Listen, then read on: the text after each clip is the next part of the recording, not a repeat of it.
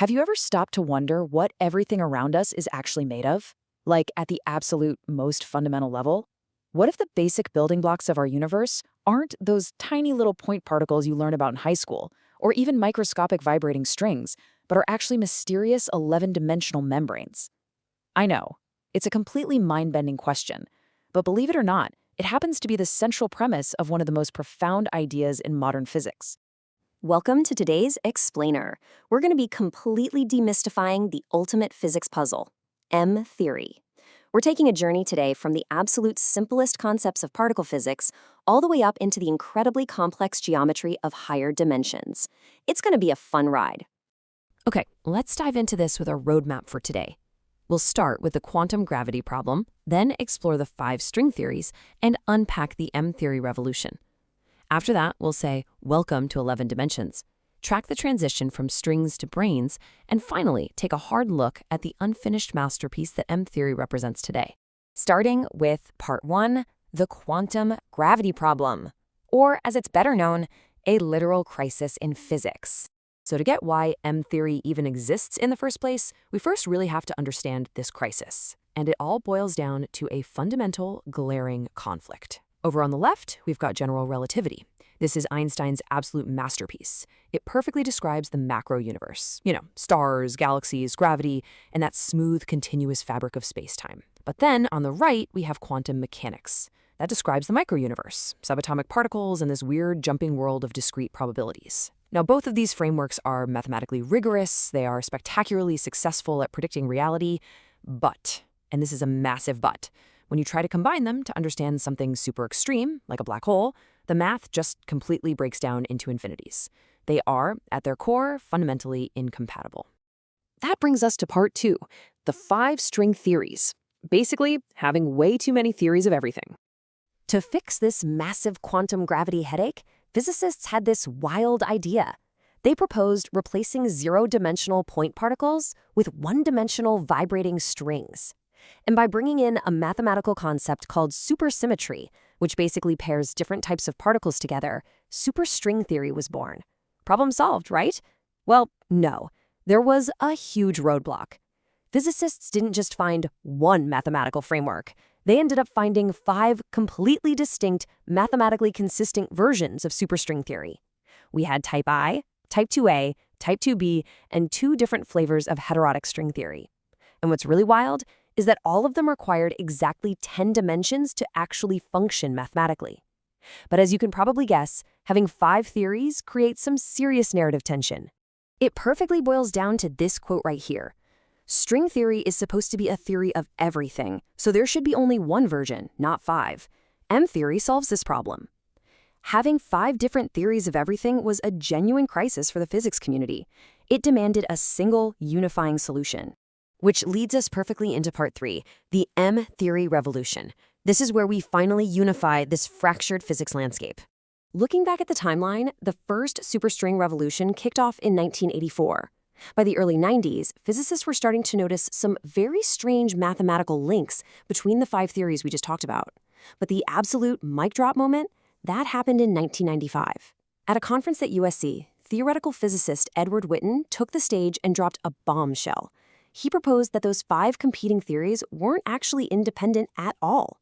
They were just different limiting cases of a single, deeper, overarching theory that he dubbed M-theory. And just like that, the second superstring revolution was sparked. Now, Witten's profound insight relied heavily on these brilliant mathematical relationships called dualities. Think of dualities like translation dictionaries for the universe. Let's take T-duality, for example. It deals with the size of compactified or tiny curled-up dimensions in the theory. If you take a type 2A string theory with a curled-up dimension that has a radius of, say, r, and you mathematically flip that radius to 1 over r, the math translates perfectly, and I mean perfectly, into type 2B string theory. These dualities prove definitively that all 5 string theories were just deeply connected reflections of the exact same underlying reality. Let's move on to Part 4. Welcome to 11 Dimensions, the hidden geometry of reality. Now, what's incredibly interesting here is that to pull off this massive unification, Edward Witten had to do something drastically bold. He had to add another dimension. Remember, all 5 string theories operate strictly in 10 dimensions. But Witten showed that as the coupling strength, which is just the mathematical parameter that dictates how strongly strings interact with each other, grows larger, an 11th dimension essentially emerges, non-perturbatively, right out of the math. It had literally been hiding there the entire time, secretly upgrading our 10-dimensional models into an 11-dimensional supergravity framework. If that's a bit hard to wrap your head around, I absolutely love this analogy. Witten has himself compared this idea to a general who takes up a position on a hilltop to get a better view of the battlefield's two other dimensions. By stepping up and out into an 11th spatial dimension, all those confusing different 10-dimensional string theories suddenly just look like different parts of the exact same landscape. It's a total shift in perspective. Part 5, From Strings to Brains. Time to upgrade our fundamental building blocks? With an 11th dimension officially in the mix, we have to prepare for the ultimate zoom out. Think about our dimensional journey. We started standard physics with zero-dimensional point particles. Then, early string theory moved us to one-dimensional strings. But in M theory, strings get a massive upgrade into higher-dimensional extended objects called branes. Specifically, we're talking about two-dimensional membranes, known as M2 branes, and five-dimensional objects called M5 branes. In fact, some models out there even suggest our entire observable 3D universe might just be sitting on a giant brain floating within this massive higher-dimensional space. When we check out this M-theory dictionary, everything just clicks. Remember that 11th dimension we added? We assume it's compactified, meaning it's curled up into a circle so tiny we can't see it. Now, if you take a two-dimensional M2 brane and literally wrap one of its dimensions around that tiny 11th dimension circle, guess what happens? From our 10-dimensional perspective, it looks exactly like a one-dimensional fundamental string. If it's unwrapped, it looks like a D2 brane. Wrap an M5 brane and it becomes a D4 brane. The crazy takeaway here is that M-theory doesn't actually have strings at all. The strings we thought we saw are really just 11-dimensional membranes wrapped tightly around a hidden, invisible dimension. So at this point, you're probably wondering, what does the M in M-theory actually stand for? Well, Witten intentionally left it a mystery. Over the years, people have said it could stand for magic, mystery, membrane, matrix, or honestly, just the mother of all theories. The true meaning is basically just waiting on standby for the day we completely formulate all the underlying mathematics. Which brings us to our final section, Part 6, the unfinished masterpiece, testing and formulating M-theory. Because the truth is, M-theory isn't quite at the finish line yet. It's an unfinished masterpiece. We are still actively struggling with the mathematical formulation of it. For instance, mathematically defining the quantum states of those non-perturbative branes we just talked about, that is still a huge open problem. Today, physicists are working on incredibly complex ideas like Hypothesis H, which uses intense topology, things like space-time compactification and ADE singularities, to try and mathematically ground M-theory so we can finally extract realistic four-dimensional physics out of these higher-dimensional spaces.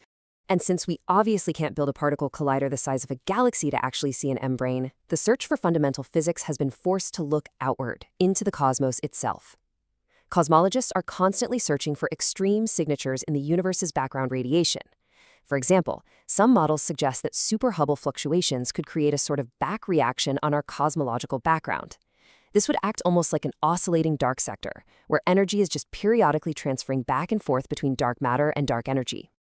And this isn't just theory anymore. By crunching data from the cosmic microwave background, baryon acoustic oscillations, and supernova observations, scientists are actually testing these extreme models today. Right now, observational data strictly caps the amplitude of this effective back reaction energy exchange at less than 0.1. It really just goes to show how rigorously the scientific community is trying to test the very limits of our cosmological frameworks against real, hard observational data. So as we wrap up this explainer, we're left with this massive, looming question. Will M-theory just remain a beautiful mathematical mystery, forever lacking that one final piece of the puzzle? Or will someone out there finally discover the magic needed to prove it, handing us the ultimate theory of everything? That is the incredible 11-dimensional frontier that we are standing on today. Thanks for joining me on this deep dive.